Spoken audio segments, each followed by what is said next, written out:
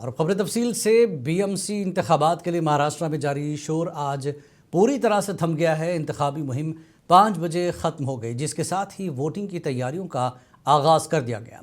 BMC के लिए जुमेरात 15 जनवरी को वोटिंग होगी, जबकि दूसरे दिन यानी 16 जनवरी को वोटों की गिनती और नतायज का ऐलान होगा। पेश है मज़ीद तफसीलात। मुल्क की सबसे अमीर म्युनिसिपल कॉरपोरेशन बीएमसी के इंतखाबात 15 जनवरी को होने जा रहे हैं, जिसके नतायज 16 जनवरी को जाहिर किए जाएंगे। लेकिन हर सियासी पार्टी की नज़र मुंबई पर राज करने पर टिकी हुई है, जिसने अपनी एड़ी चोटी का जोर लगा दिया है। सभी की नजरें इस बात पर हैं कि आया बीजेपी की क़यादत में महायुति इत्तेहाद, शिवसेना एकनाथ शिंदे का ग्रुप, एनसीपी का अजीत पवार ग्रुप, उद्धव ठाकरे की क़यादत वाली शिवसेना यूबीटी और राज ठाकरे की एमएनएस का मुकाबला कर पाएगा। इस मर्तबा ठाकरे बरादरान में इत्तेहाद ने इस इलेक्शन को मजीद दिलचस्प बना दिया है। माहिरीन का मानना है कि गुज़िश्ता इंतखाबात में शिकस्त के बावजूद ठाकरे का नाम अभी भी महाराष्ट्र की सियासत में एक बड़ा ब्रांड है। लोग आज भी उद्धव ठाकरे को शिवसेना का असली वारिस समझते हैं। इसी दौरान एनसीपी के दोनों ग्रुपों में इत्तेहाद ने भी लोगों की दिलचस्पी को मजीद गहरा कर दिया है। शरद पवार की एनसीपी और अजीत पवार की एनसीपी ने बल्दी इंतखाबात के लिए इत्तेहाद किया है। इस इत्तेहाद के बाद जहां एक जानिब दोनों पार्टी कारकुनों में जोश खरोश नजर आ रहा है, वहीं दूसरी जानिब ये कयास आ रही भी चल रही हैं कि मुस्तकबिल में चचा और भतीजा एक मरतबा फिर साथ आ सकते हैं। इसके अलावा बीजेपी और शिंदे ग्रुप एक साथ इंतखाबात में हिस्सा ले रहे हैं। दोनों जमातों ने असम्बली इंतखाबात के बाद भी अपने इत्तेहाद को बरकरार रखा और अवाम को यह तासुर देने की कोशिश की कि वो पूरी तरह मुत्तहिद हैं। बीएमसी इंतखाबात में मुस्लिम वोटर्स का भी रोल अहम समझा जा रहा है। कई वार्ड्स ऐसे हैं जहां मुसलमानों को फैसला कुन मौक़िफ़ हासिल है। एक सर्वे के मुताबिक 4% मुस्लिम राय दहिंदे, 4% ख्वातीन और 2% मराठी वोटरों का कहना है कि वो सिर्फ काउंसलर की कारकर्दगी की बुनियाद पर वोट देंगे, सियासतदानों के चेहरों पर नहीं। बहरहाल अब 16 तारीख को ही मालूम होगा कि मुल्क की सबसे अमीर म्युनिसिपल कॉरपोरेशन पर किस जमात या इत्तेहाद का कब्जा होता है। ब्यूरो रिपोर्ट, मुंसिफ टीवी। और इस इंतखाबात को लेकर मजीद जानकारी के लिए बात करते हैं हमारे नुमाइंदे अमजद इस वक्त मुंबई से हमारे साथ जुड़ चुके हैं। अमजद खान, जिस तरह से इस बार के इंतखाबात बीएमसी के हवाले से बात करें तो कितना मुख्तलिफ है ये इंतखाब, क्योंकि ठाकरे ब्रदर्स का इस बार एक साथ आना, क्या ये आइंदा इंतखाबात के लिए एक तरह से सेमीफाइनल होगा? आपने कहा कि ये सेमीफाइनल मैच है, क्योंकि ये दोनों ही भाइयों की जो प्रतिष्ठा है वो दांव पे लगी हुई है। अगर दोनों भाइयों को इस इलेक्शन में कामयाबी नहीं मिलती, क्योंकि शिवसेना का आप जानते हैं कि 30 सालों से जो है शिवसेना बीएमसी पे काबिज है और लगातार बीएमसी के चुनाव के अंदर शिवसेना और बीजेपी जो है गठबंधन में चुनाव लड़ती हुई आई थी। लेकिन पिछला चुनाव 2017 का दोनों ही अलग अलग चुनाव लड़े थे, जिसके अंदर अगर शिंदे गढ़ की उद्धव गढ़ की बात करें तो उद्धव गढ़ की शिवसेना को तकरीबन 84 सीट मिली थी और बीजेपी जो है 80 सीट पे आके रुक गई थी। तो लेकिन हालांकि मेयर जो है शिवसेना का ही बैठा था, क्योंकि उसको जो है पूरी तरीके से बीजेपी ने भी समर्थन दे दिया था उसके बाद कॉर्पोरेशन इलेक्शन के बाद। और उसके साथ साथ तमाम जो निर्दलीय थे और तमाम जो पार्टियां थी उन्होंने कहीं ना कहीं शिवसेना को समर्थन देती हुई नजर आई थी। अब बीएमसी चुनाव जो है 70,000 करोड़ से ज्यादा का बजट है इसका, और कहीं ना कहीं दोनों ही भाई, अगर दो भाई की बात करें राज ठाकरे और उद्धव ठाकरे, और दोनों ही जो है गठबंधन में चुनाव लड़ रहे हैं। और अगर सीटों की बात कर ले, देखिए अभी जो चुनाव प्रचार जो है वो थम चुका है 2026 का। इसके अंदर 227 वार्ड है। 227 वार्ड के अंदर बीजेपी और शिंदे गढ़ जो है 224 सीटों पे चुनाव लड़ रहे हैं, जिसमें बीजेपी जो है 135 सीटों पे जो है वो चुनाव लड़ रही है और शिंदे गढ़ जो है 39 सीटों पे जो है वो चुनाव लड़ रही है। और उसके साथ साथ अगर बात कर ले हम अगर उद्धव गढ़ की बात कर ले तो उद्धव गढ़ के अंदर 3 गठबंधन जो है मिलकर चुनाव लड़ रहे हैं, जिसके अंदर शिवसेना, उद्धव गढ़ है और एमएनएस है। उसके साथ साथ एनसीपी जो शरद पवार की है और वो चुनाव लड़ रही है। ये तीनों ही का गठबंधन जो है 224 सीटों पे चुनाव लड़ रहा है, जिसके अंदर शिवसेना जो है उद्धव गढ़ की 160 सीटों पे चुनाव लड़ रही है, एमएनएस जो है 53 सीटों पे चुनाव लड़ रही है और जो शरद पवार की एनसीपी है वो 11 सीटों पे जो है वो चुनाव लड़ रही है। और उसके साथ साथ अगर कांग्रेस की बात करें तो कांग्रेस जो है और वो वंचित बहुजन आघाड़ी का जो गठबंधन बना है ये 199 सीटों पे जो है चुनाव लड़ रही है, जिसके अंदर कांग्रेस जो है 151 सीट पे चुनाव लड़ रही है। वंचित बहुजन आघाड़ी जो है वो 46 सीटों पे चुनाव लड़ रही है और तकरीबन अगर इसी तरीके से बात कर ले एसपी जो समाजवादी पार्टी है वो तकरीबन 74 सीटों पे चुनाव लड़ रही है और ऑल इंडिया मजलिस इत्तेहादुल मुस्लिमीन 30 सीटों पे चुनाव लड़ रही है। तकरीबन 1700 से ज्यादा जो कैंडिडेट है वो किस्मत जो है वो आजमा रहे हैं। अब देखना ये होगा कि आने वाले वक्त के अंदर किसको कामयाबी मिलती है। जी अमजद, देखिए और चीज़ है कि वज़ीर आला फडणवीस का ये कहना कि मराठी हाथों में रहेगा म्यूनसिपल कॉरपोरेशन बीएमसी खासकर, इसका मतलब क्या निकाला जाए? सभी तो मराठी है वहाँ पर। देखिए, मराठी मानुष का मुद्दा जो है वो लगातार गहराता हुआ नजर आ रहा है। चाहे देवेंद्र फडणवीस की बात कर ले, चाहे उद्धव ठाकरे की बात कर ले, तमाम जो लोग हैं मराठी मानुष की बात कर रहे हैं। देखिए, यहाँ पर जो मेयर बना है हमेशा से जो है वो मराठी मानुष ही बना है। इसके पहले हमने देखा कि जो मुंबई का मेयर हुआ करता तो मुसलमान भी मेयर बन चुका है। और अगर बात कर ले इस चुनाव के अंदर, हर तीनों ही सियासी पार्टी की बात कर ले, एक ने कहा कि जो बुरखे वाली होगी वो मेयर बनेगी। अगर बीजेपी की तरफ से बात कर ले तो बीजेपी की तरफ से ये कहा गया कि उत्तर भारतीय जो है वो मेयर बन सकता है। उसके बाद जो वो शिवसेना उद्धव गठ की तरफ से ये आया कि मराठी जो है वो जो है वो मेयर बनेगा। तो इसको लेकर तमाम जो सियासी पार्टी है वो तमाम तरीके के वादे और दावे पेश कर रही है। और ये चुनाव जो है ये वाकई में आप ये समझ सकते हैं कि कॉर्पोरेशन का चुनाव नहीं है, ये एक असेंबली का चुनाव है। एक छोटी असेंबली होती है मुंबई की, महानगर पालिका होती है, एक छोटी असेंबली है, क्योंकि 74,000 करोड़ का बजट होता है। इसके अंदर जो राज करता है वो पूरे महाराष्ट्र के अंदर कहीं ना कहीं आने वाले वक्त के अंदर अपनी मजबूत जो है वो पकड़ जो है मजबूत करता हुआ दिखाई देगा। तो ये चुनाव जो है छोटा विधानसभा का चुनाव है ये, और छोटे विधानसभा में किसको जीत मिलती है ये तो आने वाला वक्त ही बताएगा। जी, और एक चीज, लेकिन एक चीज और है, जहां पर हम देखें इस पूरे इलेक्शन में 29 में से 28 पर जीत का दावा कर रहे हैं चंद्र पाटिल, ठीक है, हमारे मेयर होंगे। तो ये दावा किस हद तक सही है? और दूसरा, अब तक की जो कारकर्दगी है सरकार की, उसमें हमने देखा कि वो अजित पवार की पार्टी पर केस करते हुए नजर आते हैं। तो पार्टी के अंदरूनी मसाइल भी हैं, इसका कितना असर बीएमसी पर और दूसरे कारपोरेशन पर पड़ेगा अभी?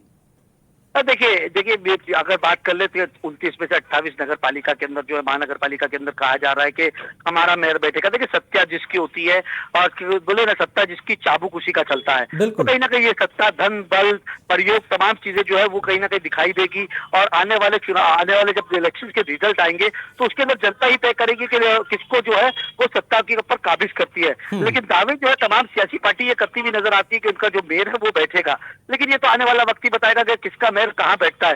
क्योंकि नासिक की बात करें तो नासिक के अंदर एक जमाना था कि एमएनएस जो थी काफी ज्यादा मजबूत थी, वहां उनका मेयर बैठा करता था। तो ये तमाम चीजें जो है वो आने वाले वक्त में ही पता चलेगा कि किसकी कितनी भागीदारी है। और कहीं ना कहीं बीजेपी की सत्ता है यहाँ पर। अगर बात करें तीनों ही पार्टी जो है अलायंस के अंदर है, चाहे शिवसेना शिंदे गठ की बात कर ले, अजित पवार की बात कर ले, ये तमाम जो दल है बहुत सी जगह जो है ये तमाम दल जो है अलग अलग चुनाव लड़ रहे हैं, अलग अलग पार्टियों के खिलाफ जो है चुनाव लड़ रहे। लेकिन जब चुनाव का रिजल्ट आएगा उसके बाद जो सत्ता की जब भागीदारी होती है तो तमाम जो दल जो है उसके अंदर सत्ता की भागीदारी के अंदर वो कहीं ना कहीं तमाम जो दल है वो एक साथ होते हुए नजर आते हैं। देखना ये होगा कि आने वाले वक्त के अंदर सत्ता की भागीदारी जो है किसको मिलती है। जी, एक चीज और जानना चाहेंगे जब इस बार के इलेक्शन में ये कहा गया कि 1 वार्ड 4 कारपोरेटर, पहले होता था 1 कारपोरेटर 1 वार्ड होता था, ऐसा कुछ चीजें सामने आ रही हैं। और सारी पार्टी के लोग ये मशीन आजकल सुना है कि 120 रुपए में जो है खिलौना टाइप मशीन मिल रही है, लीडर अपने जो है बटन कहाँ दबाना है, कैसे करना है, किसको वोट करना है ये बता रहे हैं। तो क्या ये कंफ्यूजन अभी है लोगों में? 2 दिन पहले तक ये हालत है। लेके रखो ना। देखिए मैं एक सेकंड, देखिए साफ तौर पे मैं बता दूं इसके अंदर, देखिए जैसे आपने कहा कि तमाम जो सियासी पार्टी इस तरीके के खेल जो है वो खेलती हुई नजर आती है। अब देखना ये होगा कि आने वाले वक्त के अंदर बीएमसी चुनाव का जो समीकरण है वो किस तरीके से बनता है, वो किस तरीके से समीकरण बनता है कि बिगड़ता है, वो तो आने वाला वक्त ही बताएगा। लेकिन ये तमाम चीजें जो है वो निकल के अब सामने आ रही है। क्योंकि देखिए 16 तारीख को रिजल्ट आना है। 16 तारीख को रिजल्ट आने के बाद पता चलेगा 114 सीटें जो है सत्ता की भागीदारी के लिए चाहिए, मेयर के लिए चाहिए। वो किस तरीके से जोड़ तोड़ की सरकार जो है वो बन पाती है तो आने वाला वक्त 16 तारीख को ही पता चल जाएगा। लेकिन लगातार ये कोशिश क्रॉस वोटिंग को लेकर भी जो है लीडरों में थोड़ा सा डर है, खौफ है। जी बिल्कुल, आपने ठीक कहा। क्योंकि देखिए 2014 के बाद कौन सा कॉर्पोरेटर, कौन सा एमएलए, कौन से पाले में चला जाएगा ये किसी को नहीं पता होता। क्योंकि तमाम चीजें जो है वो निकल के सामने आती है कि नगर सेवक तो है जीत के आ जाते हैं। क्योंकि हमने ये देखा मुंबई के महाराष्ट्र के अंदर ही देखा कि बीजेपी और कांग्रेस का एक जगह पे अलायंस हो रहा है और एक जगह ऑल इंडिया मजलिस इत्तेहादुल मुस्लिमीन और बीजेपी का अलायंस हो रहा है। हालांकि बड़े जो नीचे पैमाने पे हुआ, लेकिन बड़े जो देवेंद्र फडणवीस की बात कर ले, चाहे असदुद्दीन ओवैसी की बात कर ले, दोनों ही इससे डिनाई करते हुए नजर आए। लेकिन ये गठबंधन जमीनी स्तर पे सत्ता पाने के लिए होता हुआ दिखाई दे रहा था। तो कहीं ना कहीं सत्ता की जो भागीदारी होती है और सत्ता जिसे चाहिए, एमआईएम की जमीन कितनी मजबूत होगी इस बार के म्युनिसिपल इलेक्शन में? एमआईएम के लिए क्या कुछ दिखाई दे रहा है जमीन पर? क्या माहौल है? मुस्लिमीन मुंबई के अंदर 30 सीटें चुनाव लड़ रही है। उसके अंदर कहीं ना कहीं देखिए पिछले टाइम पे दो कॉर्पोरेटर जो थे, नगर सेवक थे, वो जीत के आए थे। हालांकि दोनों ही नगर सेवक ने पाला बदल लिया था।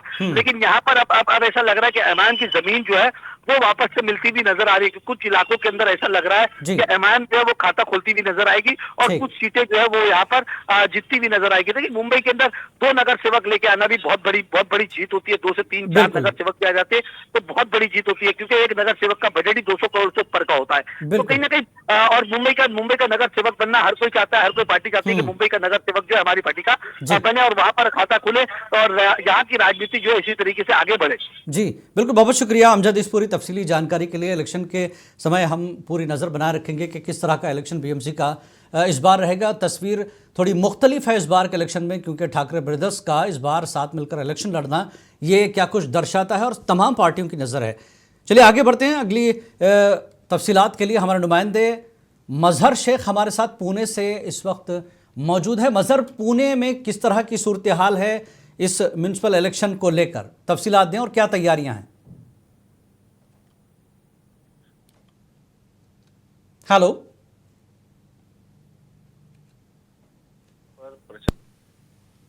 मजहर शेख, आप मुझे सुन पा रहे हैं?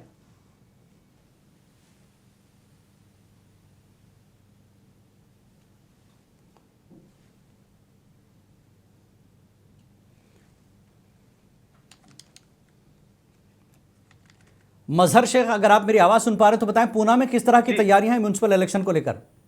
मजहर जी जी जी आज जो है आज प्रचार का लास्ट दिन था, आखिरी दिन था और इसी दिन आज 5 बजे जो है प्रचार पूरी तरह से शांत हो गया है जी। और टोटल जो है यहाँ पर यानी मतदान केंद्र जो है 279 जो मतदान केंद्र है टोटल जी। और पोलिंग बूथ जो है 4000 के करीब पोलिंग बूथ है और यहाँ की पूरे पुणे महानगर म्युनिसिपल कॉर्पोरेशन की टोटल वोटर जो है 35,50,000 के करीब है जी। और वहां पर जो है इसमें जो इस इलेक्शन में जो उम्मीदवार है वो टोटल 1165 जो उम्मीदवार जो इलेक्शन लड़ रहे हैं और टोटल सीट जो है वो 165 सीट है, जिसमें प्रभाग 40 प्रभाग है, 4 के है जो चार उम्मीदवार के और जो प्रभाग है वो 5 का है जी। और पूरी तरह से पुलिस महकमा हो या फिर महानगर पालिका के अधिकारी हो, इन्होंने पूरी तैयारी कर ली है 15 तारीख के लिए वोटिंग के लिए। जी मजहर, एक चीज़ जानना चाहेंगे, पुणे में इस बार जो है बड़ी अहम रैलियां रही, चाहे वो फडणवीस की सीएम फडणवीस की रहे या ठाकरे ब्रदर्स की रहे, उनकी पार्टियों की तरफ से। तो कितना टक्कर का मुकाबला इस बार दिखाई दे रहा है और कितना मुख्तलिफ है इस बार का इलेक्शन, बल्दियाती इलेक्शन? जी एक्चुअली ये जो है तकरीबन 8 साल के बाद ये इलेक्शन हो रहे हैं। 2017 के बाद अभी इसमें इलेक्शन हो रहे हैं और कई पार्टियों में जैसे दरार जैसे राष्ट्रवादी पार्टी के 2 भाग हो गए, दो ग्रुप हो गए, पवार गुट और अजित पवार गुट। बीजेपी है, शिवसेना के 2 गुट हो गए, उसके बाद में कांग्रेस में फिर गठबाजी, ऐसे करके माहौल में जो है कहीं ना कहीं उम्मीदवार भी डिस्टर्ब है पार्टियों को लेकर और कहीं ना कहीं मतदान जो वोटर है वो भी कहीं ना कहीं डिस्टर्ब होकर जी इस तरह का इलेक्शन माहौल जो है। क्रॉस वोटिंग को लेकर भी मीटिंग हुई है कई पार्टियों के लीडरों की वहां पर कि वोट क्रॉस ना हो जाए, चाहे वो बीजेपी इत्तेहाद की बात करें या फिर ठाकरे ब्रदर्स की बात करें। तो क्या कुछ वहां पर लोगों में कंफ्यूजन है वोट देने को लेकर इस बार?